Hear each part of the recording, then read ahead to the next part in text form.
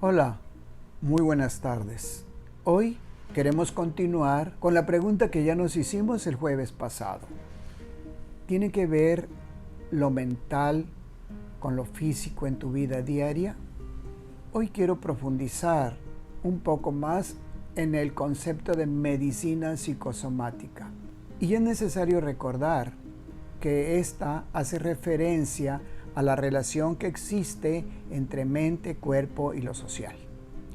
La vez pasada se habló de que para el conocimiento del ser humano necesitamos abarcar lo físico, lo químico, lo biológico, lo moral y lo espiritual, incluyendo los sentimientos, incluyendo los impulsos, incluyendo también los valores, ideas y creencias.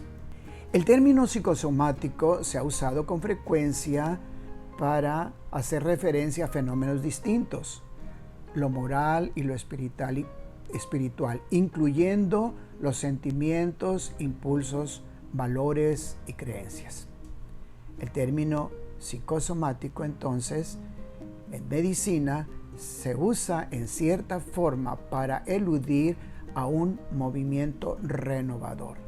En otros momentos se ha usado también para referirse a la investigación sobre factores psicológicos que van implicando las causas de las enfermedades físicas, de tal forma que se etiquetan todos aquellos síntomas que sentimos en el cuerpo.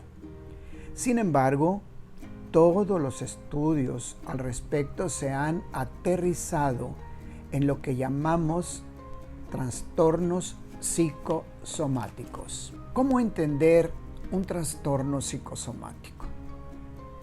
Se puede decir que es una enfermedad cuya causa es atribuida a factores psicológicos. Así, el estudio de la enfermedad debería incluir al individuo, su organismo, su ambiente, como un componente de un todo. En esta perspectiva, no es que algunas enfermedades sean psicosomáticas y otras no, sino que todos los procesos de enfermedad y en sus distintas fases derivan de la interacción de factores del cuerpo, de la mente y de lo social o del ambiente. La medicina entonces psicosomática se cataloga como multidisciplinar, pues no se limita al campo de la psiquiatría, sino que interesa a cualquier otro sector médico.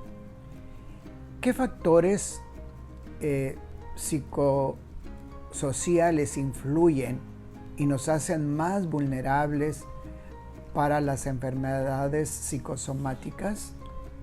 Algunas de ellas hacen referencia a las conductas de salud o de bienestar psicológico. Ellos nos ayudan no solo a prevenir y a mejorar en la enfermedad, sino que además promueven la salud. Pero existen estresores en nuestra vida que a muy temprana edad vienen afectando en nuestra salud. Voy a mencionar dos estresores muy importantes. El primero es la separación materna a temprana edad. Cuando esto sucede, cuando el niño es separado de la madre a muy temprana edad, el niño es más vulnerable a los efectos del estrés. Esto se nota después cuando va creciendo en su vida. Otro estresor importante es el maltrato infantil. Algunos estudios han sugerido que estos proporcionan una discapacidad funcional y de conducta de riesgo para la salud. Cuando uno ya es adulto o más adulto, encontramos que hay otro factor importante, y es el estrés y la carga alostática. Cuando un individuo se ve sometido a un estresor de manera continua, su equilibrio interno se ve afectado. Aparece lo que se conoce como carga helostática. Esto significa que el cuerpo trata de recuperarse tras un evento estresante, pero no le da tiempo, porque la causa del estrés sigue activo, de manera que el cuerpo se acostumbra a vivir con esa sobrecarga, generando un equilibrio en el que muestra capacidad para soportar estrés. Es decir, su capacidad disminuye y un evento que era antes para nosotros de bajo impacto, con el nuevo estado de equilibrio, que podríamos decir que en cierta manera es desequilibrio, provoca una reacción estresante, mucho más fuerte por la acumulación que estamos haciendo del estrés. Cuando se habla de carga helostática, se hace referencia al desgaste y deterioro que se produce como consecuencia de un estrés excesivo o de un afrontamiento que resulta insuficiente e inadecuado para reducir la respuesta de estrés. Esto nos puede estar pasando en este momento ante la pandemia. La situación de estrés ha sido constante y sigue siendo constante. Tenemos que tomar mucho en cuenta esta realidad. Este estrés puede ser que en un momento determinado lo vayamos dominando o esquivando o ayudando a vencer. Sin embargo, el estresor está ahí constantemente y por tanto no podemos hacer lo que he dicho. Estamos constantemente con ese estresor que llega un momento que nuestra carga es demasiada y se establece ante esa costumbre de la carga que tenemos un nuevo equilibrio, que es el que yo llamo equilibrio desequilibrado, porque no es más que una acumulación de estrés a la cual nos acostumbramos, pero a la larga este estrés va a tener más consecuencias tremendas, más consecuencias. Entonces tenemos que tener cuidado para todo esto. ¿Qué podríamos hacer para buscar que esta situación de esta carga alostática ante el estrés no nos venza y no nos vaya a salir contraproducente el querer liberarnos del estrés y caigamos en una situación peor? Bueno, yo recomendaría llevar a cabo ciertas conductas de salud.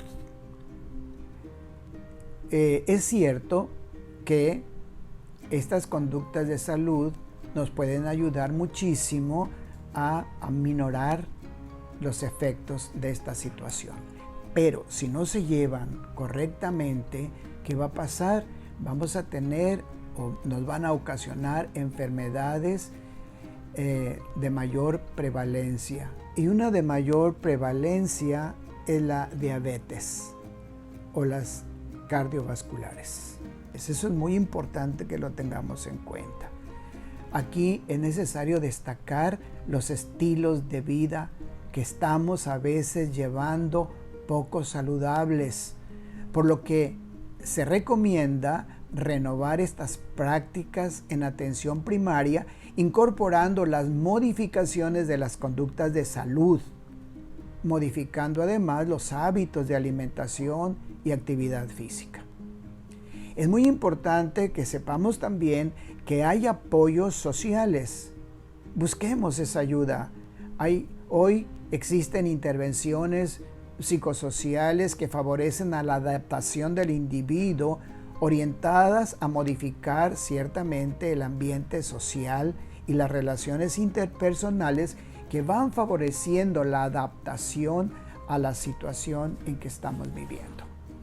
El apoyo social parece ser un potente factor de protección de la salud, sobre todo en el proceso de estrés, dado que dispone de relaciones sociales positivas y se asocia a una menor carga alostática. Otra situación importante que nos puede ayudar y que la debemos buscar es el bienestar psicológico. Con frecuencia pensamos que salud es la ausencia de enfermedad.